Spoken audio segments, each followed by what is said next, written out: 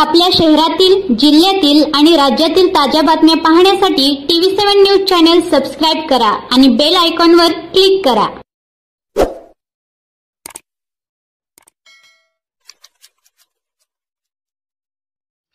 सांगोला तालुक्यातील चिंचोली येथे दारू पिऊन आई वडिलांना वारंवार शिवीगाळ करत असल्याच्या रागातून धाकट्या भावाने मोठ्या भावाच्या पोटात चाकूसारख्या धारदार शस्त्राने वार करून खून केल्याची घटना 16 एप्रिल रोजी सकाळी 10:40च्या दरम्यान चिंचोली येथे घडली असून मोठा भाऊ मयत कार्तिकी नामदेव यादव वय वर्ष 28 राहणार चिंचोली असे मृत तरुणाचे नाव आहे।